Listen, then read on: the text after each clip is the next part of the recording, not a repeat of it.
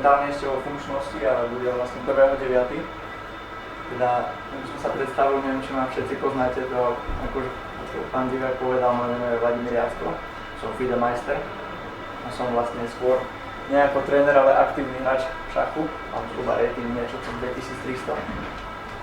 Takže hrám tie šachy už asi 10 rokov a napadlo ma zorganizovať, teda vytvoriť šachový portál. Je to niečo trochu iné, jak tu bolo možno doteraz prezentované, ale prakticky jedná sa o portál jedinečný, taký svojho druhu na Slovensku, ešte taký ako nebol. Robia to Američania, ale nerobia to takým štýlom. Uvidíte potom ako neskôr, akým systémom to robíme. Jak ma to napadlo? Ja som ako vždy, keď cestujem vlakom alebo tak, využívam čas a vtedy ako na notebooku pozerám si rôzne prednášky, tak. A fakt tie Američania, neviem či poznáte, Varužan Akobian, taký silný americký hráč, má silu 2600. Robí to tiež takým štýlom. No a mňa to napadlo, že prečo sa to vlastne ako nedieje na Slovensku takýmto štýlom. No a vznikla z toho taká idea, spojil som sa s niektorými ľuďmi, určite niektorých aj poznáte. No a vzniklo z toho to, že dneska tu stojím a prezentujem. No cieľ je vlastne jasný, cieľ je ako prezentoval Pavel Chovanec, proste zlepšiť sa v šachu, podporiť nielen ako deti, ale ešte spomínal, že pre dospelých je to vlastne pre všetkých. No, čo sa týka tréningového programu a platobného systému, prejdem už rovno na trénerov a s týmto nejak sklobím. Čiže do toho projektu alebo do portálu sú zapojení traja tréneri. Je to medzinárodný majster Štefan Mazur, je to FIDE majster Tomáš Krak a Peter Paleček. Tie mená ste už možno počuli, minimálne pána Petra Palečka, keďže tu pôsobí v Litovskej šachovej škole. Portál je rozdelený, on by tu mal nejaký zmysel, tak LO. Čiže pán Paleček má na starosti skupinu ľudí, teda nedá sa povedať, že deti, nie je to prioritne pre deti zamerané, ale pre všetkých, od 1200 do 1650. Tomáš Krak má od 1651 do 1950 a Štefan Mazur má od 1951 až 2300. Prvá polovica je vlastne nejaká hlava alebo ten tréner a tu bude šachovnica. A vlastne všetko, čo bude ten tréner hovoriť, synchronne bude ako na tej šachovnici premietať. Čiže prakticky všetky jeho ťahy budú automaticky hneď ako.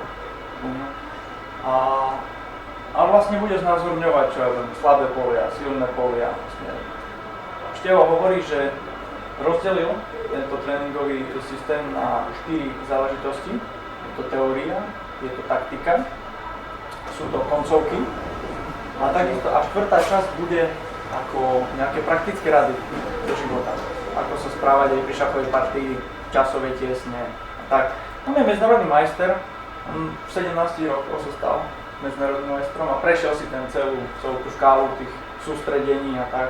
V tom videu rozpráva, že vlastne chodil na sústredenia Genadia Timoščenka, ďalej Igora Rauzisa, Igor Calanko, to sú všetci svetoví odborníci. Je to aj pán Bereziuk, ktorý vlastne on spolupracoval s Beskydkou šachovou školou, teda vlastne bol tam. A on to organizoval, boli to perfektne zorganizované sústredenia. A práve tie skúsenosti, ktoré Števo nadobudol, tak vlastne sa chce nejak prezentovať a chce to posúvať ďalej. Čiže takúto formou to nejak bude robené. No, škoda, hovorím, že to nejde. Tak to vidíte, no, bude to nejak ako nejaká reálna pozícia a sa to bude nejak meniť proste a takto. Čiže môže mať to? Áno. To budú videá, alebo to bude online ako prednáška? Áno, to budú videá, Práve už teraz vlastne tým pádom, aspoň vidíte, že ak to bude vyzerať. Bude to robené takou formou. Je to komerčný projekt, nebude to samozrejme, tí hráči to nechcú robiť zadarmo. Čiže bude to stať na mesiac 20 eur. A teraz, čo každý tréner za to nejako obnáša? Bude to normálne internetová stránka, teraz prídete na tú stránku, podľa toho sa nejak zadelíte, aký máte rating, vyberiete si svojho trénera. Samozrejme, ratingy sú iba orientačné. Čiže nemusí byť, že vlastne niekto má ELO 1600 a musí spadať do tejto kategórie, môže ísť vyššie, keď už má nejaký potenciál alebo tak. A bude to robené takou formou, že za tých 20 eur dostanete vlastne u Števa Mazura, to budú 4-hodinové tréningy. Čiže keď prídete na tú stránku, bude tam nejaké prihlasovacie údaje, meno, heslo, sa prihlasíte a máte vlastne 4 hodiny do mesiaca. A môžete si to vlastne pozrieť, kedy chcete.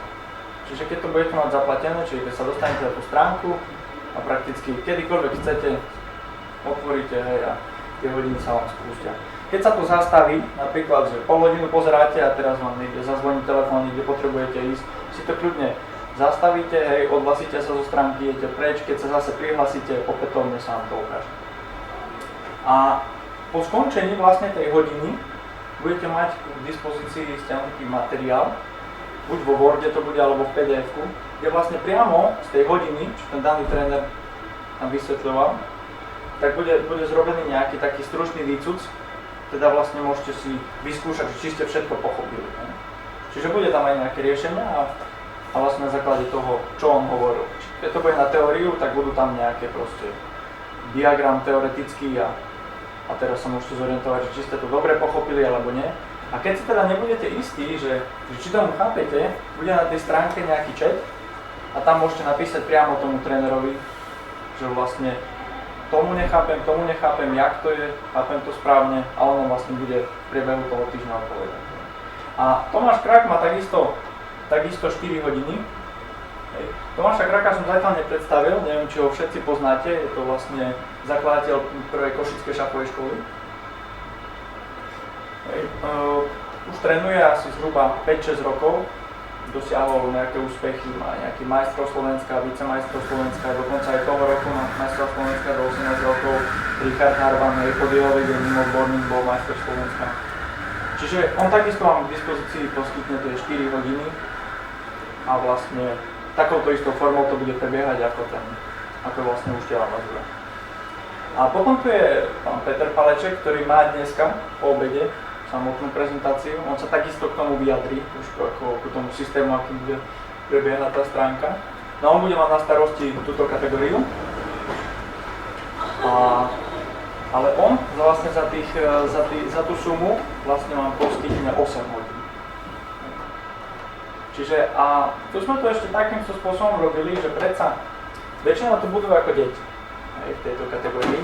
A možno, že keby sme to dali ako 8 hodín, tak by to bolo pre deti namáhavé, že ako celá hodina a tak. Tak sme sa rozhodli, že to budeme robiť formou pol hodiny. Čiže v tejto vlastne kategórii pána Petra Palečka to bude vlastne 16,5 hodín za mesiac. Vaše názory, ak sa vám to pozdáva, alebo nie? Ako na Slovensku také niečo ešte ako nebolo, že existuje iba nejaký portál, kde sa vlastne pijete, niečo robíte a tu máte priamo aj ten vizuálny kontakt, čiže toto môže byť také celkom zaujímavé. Aspoň mne sa osobne lepšie trénuje, keď mám ako vizuálny kontakt s daným trénerom. Že to vlastne nerobím iba tak. Neviem, keď vaše nejaké také postrehy z toho, čo ste videli. Nemáte žiadne náhodou? Áno. Nebol som tu mal som iné povinnosti. Otázka je, čo z toho, čo si tu predniesol, tú prezentáciu, je možné umiestniť na nejaký web a dať link. No, tak v podstate všetko, lebo ako samo o sebe je to stránka internetová. Čiže toto je priamo zo stránok? To je priamo internetová stránka. Čiže priamo z webu to premietaš? Áno. Ale nebude to online. Každý človek ako sa bude môcť hocikedy prihlásiť a bude to priamo tam ako umiestnené na tom webu. Sú nejaké ako zadarmo ukážky na prihlákanie? Všetko bude. No. Tá stránka bude spustená 1.9. 1.9. a vlastne predtým zhruba nejaký mesiac alebo tak, samozrejme budú nejaké free prednášky, čiže všetci tí traja tréneri vlastne ponúknú nejaké ukážky. A priamo škoda, že ma mrzí, že nemáme ten reprak, lebo priamo tamto Števo Mazur vysvetľoval, že akým spôsobom to bude robiť. Tak to bude ukazovať a tak, čiže škoda, že to nie je to počuť.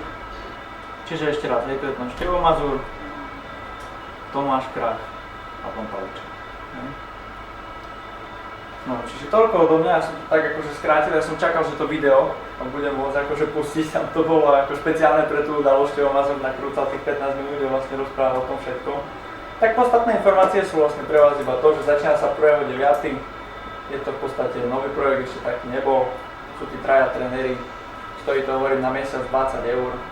A môžem sa spýtať, tie videá budú zrejme tí tréneri určovať, o čom budú, alebo tak, tému tých videí. Garant inak trénerstva bude pán Paleček. on je ako reprezentačný tréner mládeže a tak, čiže vlastne je to profik. A jemu som to ako dal na starosti, že prakticky všetci tí tréneri budú s ním priamo konzultovať, čo budú prednášať. A potom už... Čiže ja si myslím, že ako by to mohlo nejak ľudí posunúť ďalej, lebo je to predsa trošku také iné, keď prídete niekde si akože otvoríte stránku a vidíte toho trénera, čo vám vysvetľuje. Ja napríklad mám osobne rád, keď také niečo vidím a teraz máme nejakú pozíciu, je tam nejaká taktika a ten tréner, keď má nejaké osobné také mimiku, tak už viete napríklad, že keď nejaká je taktika, on sa nejak zatvári, už máte taký predpoklad, že niečo by tam už mohlo byť a tak, čiže ja osobne to mám napríklad strašne rád, že nie je to len také suché, že v podstate na tej stránke akože sedím, že pozerám. Ale napríklad výborne sa dá participovať aj so stránkou pána Chovanca, pretože keď vám ten tréner povie, že je ešte diagram, tam bude odborný coaching, on všetko ako bude nejak viesť, tak môžete využiť ako portál. Takže nie sú to v nejakom prípade žiadne konkurenčné, to sa všetko ako doplňa, čiže to všetko tvorí nejaký taký ucelený celok. Čiže toľko k tomu. No a myslím, že z takých tých údajov som povedal asi všetko. Tak potom vlastne toho 1.9.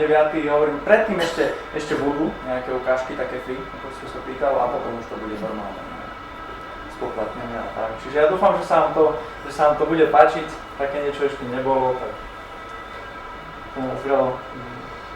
Slovenské videá som videl len asi od Jana Markoša a ani neviem ešte od koho.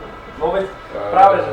Majster Štrom má nejaké áno, prezentácie. a Vlastne. práve v tomto ešte to môžem... Okay, ešte iba tak na koniec môžem podotknúť, že napríklad áno, Breslavská šachová akadémia, robí prednášky, tam Igor Štol, ale to je práve vždycky iba tá prezentácia na istú tému, hej? Oni tam majú majstrov sveta, tak, hej, a Jančo Markoš napríklad bola nejaká partia a on ju analyzoval. Takže toto je reálny tréning, hej? To budú 4 tieto videá do mesiaca a prakticky vy ste nútení trénovať, hej? Že to nie je len za nejaký čas, že sa pridá nejaká prednáška a tak, ale tu ste nútení makať, hej? Príde ďalší týždeň, ďalšia prednáška a tak, čiže musíte nejakým spôsobom napredovať. A bude tam nejaký archív tých starých prednášok? Toto je práve veľmi dôležitá vec, bude to práve tak, že nebude archív, bude iba raz, si to môžete vyskúšať. A témy budú dopredu známe, alebo... Áno, témy budú dopredu U známe. tých starších dobre, ale u tých malých detí ja sa bojím, že to bude jednak nuda a jednak raz je strašne málo. Jednak sa mi zdá, ale možno to vidím zle, lebo to 1600 to je strašne málo, to ja vidím u chalanov tak 9 rokov, u dievčat trošku dlhšie to vydrží, ale to sú malé deti. Pol hodina je strašne veľa pre malé deti, aby sa pozerali na takéto niečo. A tá varianta, že pre polovici si to vypnem a potom budeme robiť niečo iné. Zdá sa mi to u tých detí, deti potrebujú 5-krát, 6-krát, 7-krát, proste stále do kolečka. Kto robí s malými deťmi a hlavne malými vie, že však už som mu to 15 krát povedal, jak to, že ešte mu to v tej hlave nezaplo. Malé dieťa proste... Povedať mu to stačí raz a 15 krát to treba precvičiť. Tak, ale zdá sa mi, že pre tú malú nízku vekovú skupinu možno ešte kratší čas, ale to je môj subjektívny názor. Jasne. A možno, že fakt tam dať, že 2-krát si to pozrie, alebo viac. No to je ako... Metodika tréningu hovorí o tom, že jadro tréningu, to znamená tá časť, ktorá je cieľom tej vyučovacej hodiny, u tých detí okolo 7-8 rokov má trvať 5 minút. No, to je strašne veľa. Áno, čiže že to dieťa sa má nejakým spôsobom pripraviť na to, aby sa tam poobchytkávalo tých svojich, s ktorými sa týždeň nevidelo. Áno, potom sa nejak usadilo, potom niečo na úvod také odľahčené a keď príde vrchol tej koncentrácie, tie deti vydržia 5 minút. To je ich vlastnosť. Oni sa veľmi rýchle unavia, veľmi rýchle sa mobilizujú potom na zem. To znamená, po hodine sú schopní zase tých 5 minút. Jasne. Ja 6 minút vydržím, ale 6 hodín sa regenerujem. Tam je to už iné. Ale tie deti sú tak. Ano, čiže ja som teraz vystúpil ako oponent a ja pridám tak, že určite je to zaujímavé. Áno. Treba si len uvedomiť, že informácia je jedna vec. Áno. Že tie základné informácie musí aj ten tréner odovzdávať. Obyčajne sa to robí individuálne Skypeom, vždy sa to šije na mieru, ale tie základné veci zásadné sú vždy spoločné. To znamená, že keď povieme o tom, že ja som hovoril, že sú 3 Nevadí na tvoj čas, že vyprávam? Pohode, kľudne. Ja Tri som rád, že veci, že je ten tréning, je tá praxa, je tá domáca práca. Áno, tak toto leží niekde aj v tréningu, aj v tej domácej práci. A z toho tréningu je to, dajme tomu, polovica toho, čo má urobiť. Áno? Čiže tá polovica je tu a je tá forma určite efektívna. Že nemusí nikam cestovať a tak ďalej, ale je to iba tá polovica. Áno? Lebo to video asi nepocíti, že teraz má spád výkonnosti, áno, a že ten forpost sa mu nedá momentálne vysvetliť a že treba spravíte tak, že prepnete na web, nájdete mu Horimíra, jak skočil z Vyšehradu do Vltavy. Áno, a potom poviete, to je bajný koník Šemík, toho všetci oslavujú, ukážete mu tie obrázky, potom sa vrátite k tomu diagramu a poviete, ale tu, keby si toho konia postavil, tak to je ten Šemík. Tomu by postavili sochu a všetci by chodili a pozerali by sa na ňu. A ty si to neurobil, vidíš? A Horimír to urobil a vidíš, ako ho ukazujú. Áno, toto video neurobí. A môže to urobiť, ale neurobí to v ten správny čas. Ale tú polovicu toho tréningu to splní. Jasné, len to má napríklad aj... Chcelo by to fakt zhodnotiť tú variantu, že teda ten archív tam nejaký dať a možno, že naozaj, ak chce to spoplatniť, tak spoplatniť, ale ten archív je, by som tam niekto som chýbal. Tam je ako práve to riziko toho, že keď je tam ten archív, to je spoplatnené, takže to ako ľudia budú kopírovať. Doba je taká, že tí mladí vidia ďalej dopredu a ceny sa stále zdvíhajú. Áno. Ale tak to není skôr akože o peniaze, ja si myslím, že není to taká vysoká suma zase, že by to za mesiac, keď napríklad... No, ty si došiel Vlado neskoro, nezachytil si moju prednášku, ja som hovoril, že peniaze sú až na prvom mieste. No však, samozrejme. Nie je to vysoká suma, ale treba napríklad sa stane, že sa niekto zorientuje neskôr ako 1.9. A naskočí do nejakého rozbehu toho vlaku. Takto. Toto bude výhoda, že keď napríklad, tak ako vy hovoríte, že zorientujem sa v októbri, stále človek začína od začiatku. Čiže každý má, takto, ten osobný archív tam, dobre, osobný archív tam je, každý, kto sa prihlási, začína od začiatku. Áno. Čiže je nejaká metodika, ktorú má na starosti pán Paleček. A vlastne ešte je tam aj taký systém, že tí tréneri ako idú za sebou, napríklad pán Paleček, my sme to rozdelili na rok tréningu a vlastne keď mesačne trénujete tých 16,5 hodín, je to 8 hodín, čiže každý mesiac tých 8 hodín, takže za rok by ste sa mal teoreticky posunúť z tej hranice 1200 na 1650 a vlastne potom ten ďalší rok, ako prejsť ku tomu Tomášovi Krakovi a zase absolvovať to za rok. Hej. Čiže každý, kto sa do toho nejak zapojí, tak stále si prejde ten tréningový cyklus od začiatku. Že nie je to nejak, jak vy hovoríte, že naskočí do nejakého... Je to v poriadku, ale naozaj tie deti, ja cítim, že oni chcú živého človeka. Toto je to, čo pán Divier hovorí, že tie deti sú inak... Nič sa nedá nahradiť akože osobným týmto kontaktom. Ja hovorím, že potrebujú aj toho živého človeka, ako ten prístup musí byť individuálny, odstraňovať systémové chyby vlastné. Nebudem na skupinovom tréningu odstraňovať systémové chyby Janka a tí ostatní sa budú pozerať na to, že čo to však sme to preberali. Áno, trátiť čas. Ale tá základná informácia sa tak efektívnym spôsobom, jak je to na týchto podobných výukových serverov, nedá urobiť. Čiže tie majú svoje miesto. Len je to treba správne chápať, že toto je na to a toto je na to. Áno, presne. A keď sa bavíme o tom, že stiahnuť, tak ja už som si teraz si viem predstaviť 4 možnosti, ako by som si to stiahla aj takto, že zaplatím si jeden prístup a už zhruba viem, že ako by sa to dalo treba zhoršiť, ale vymyslieť. Takže toto nie je taká dobrá výhovorka, prečo by ten archív nemohol byť. My takto, začína sa to, hej. Pokiaľ vidíme, že ľudia fakt ako nepôjde im o to stiahnuť a niekde ide, potom nemáme, ja nemám ako problém to tam nechať aj, že by to človek mohol stále vidieť, hej. A nechcem byť zlá, ale ja podozrievam druhých ľudí hlavne z toho, čo by som urobil ja.